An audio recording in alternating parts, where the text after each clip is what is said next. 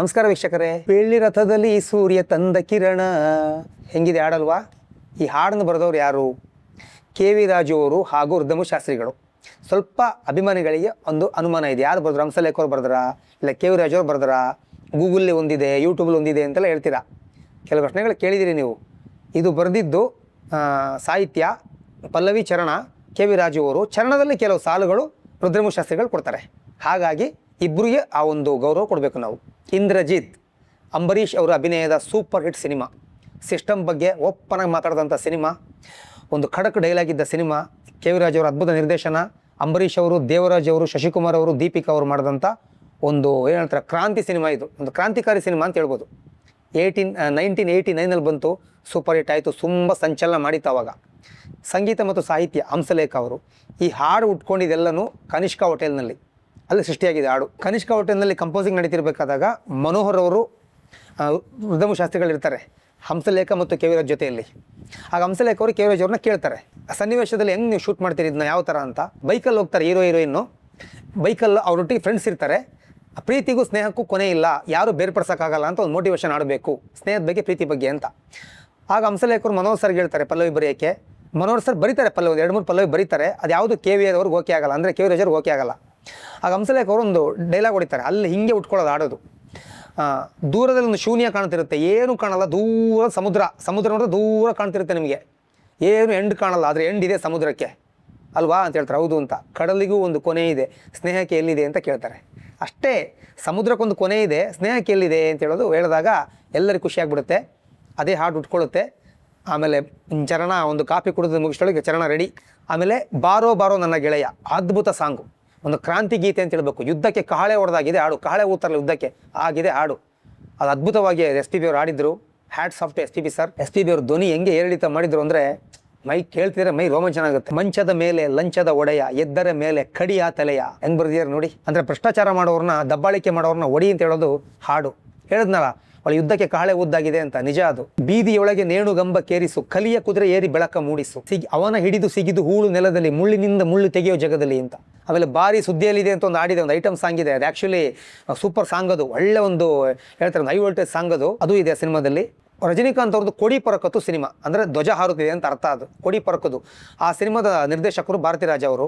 ಅಲ್ಲಿ ಇಂದ್ರಜಿತ್ ಆ ಟ್ಯೂನ್ನ ಬಳಸ್ಕೊಂಡಿದ್ದಾರೆ, ಹಾಗೂ ರಣರಂಗ ಟ್ಯೂನ್ನ ಬಳಸ್ಕೊಂಡಿದ್ದಾರೆ. ಇಲ್ಲಿ ಆಲ್ರೆಡಿ ಅವರು ಅವಳೇ ನನ್ನ ಹೆಂಡತಿ ಸೂಪರ್ ಹಿಟ್ ಆಗಿತ್ತು, ಅಲ್ಲೂ ಕೂಡ ಹಂಸಲೇಖ ಅದಕ್ಕೆ ಮ್ಯೂಸಿಕ್ ಮಾಡಿ ಬಂದಿದ್ರು. ತಮಿಳಿಗೆ ರಿಮೇಕ್ ಆಯ್ತದು, ಅಲ್ಲಿ ಹಂಸಲೇಖ ಅವರೇ ಮ್ಯೂಸಿಕ್ ಮಾಡಿ ಬಂದಿದ್ರು.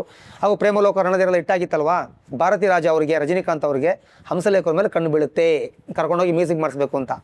ಇನ್ನೊಂದು ಮಾಹಿತಿ ಇದೆ, ಆ ಸಮಯದಲ್ಲಿ ಹೆಸರಾಂತ ಮ್ಯೂಸಿಕ್ ಡೈರೆಕ್ಟರ್ ಒಬ್ಬರೊಟ್ಟಿಗೆ ಭಾರತಿ ರಾಜ್ ಅವರಿಗೆ ಕ್ಲಾಶ್ ಆಗಿರುತ್ತೆ, ಒಂದು ಕೋಳಿ ಜಗಳ, ಒಂದು ಮುನಿಸು. ಹಾಗಾಗಿ ಹಠಕ್ಕೋಸ್ಕರ ಹಂಸಲೇಖರು ಕರ್ಕೊಂಡು ಮ್ಯೂಸಿಕ್ ಮಾಡಿಸ್ತಾರೆ. ಹಂಸಲೇಖರು ಅದ್ಭುತವಾಗಿ ಮ್ಯೂಸಿಕ್ ಮಾಡ್ತಾರೆ ಅಲ್ಲಿ. ಅದೇ ಕೊಡಿ ಪರಕತ್ತು ಸಿನಿಮಾ.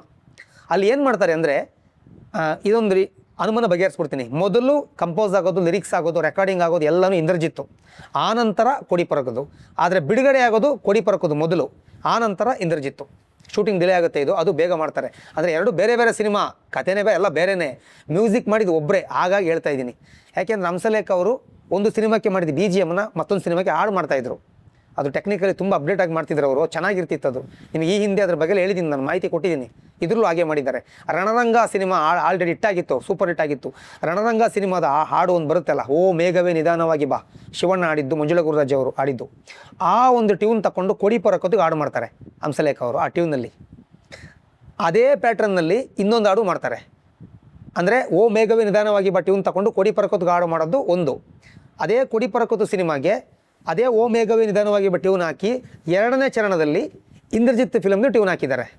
ಕಡಲಿಗೆ ಒಂದು ಕೊನೆ ಇದೆ, ಆ ಟ್ಯೂನ್ ಹಾಕಿ ಮಾಡಿದ್ದಾರೆ. ಅದು ನಿಮಗೆ ಸಿನಿಮಾದಲ್ಲಿ ಸಿಗುತ್ತೋ ಗೊತ್ತಿಲ್ಲ, ಯೂಟ್ಯೂಬಲ್ಲಿದೆ. 2 ಪ್ಯಾಟ್ರನ್ನೇ ಮಾಡಿದ್ದಾರೆ. ಒಂದು ಪ್ಯಾಟ್ರನ್ ಸಿನಿಮಾದಲ್ಲಿ ಬಳಸ್ಕೊಂಡಿದ್ದಾರೆ, ಒಂದು ಪ್ಯಾಟ್ರನ್ ಬಳಸ್ಕೊಂಡಿಲ್ಲ.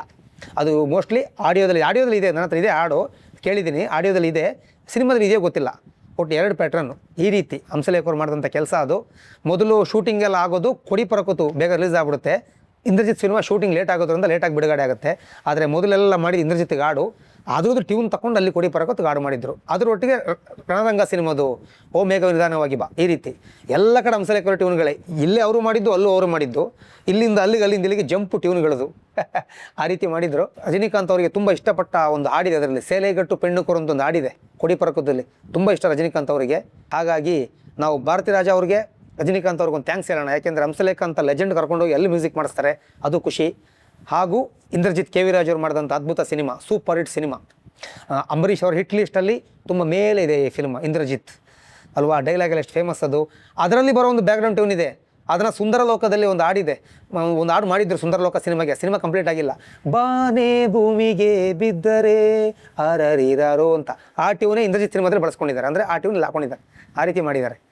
ಎಲ್ಲರೂ ಇಂದ್ರಜಿತ್ ಸಿನಿಮಾದು, ಕೊಡಿ ಪರಕುದ್ ಸಿನಿಮಾದು, ರಣರಂಗ ಸಿನಿಮಾದು ಹಾಡನ್ನ ಕೇಳಿ ಎಂಜಾಯ್ ಮಾಡಿ. Thank you.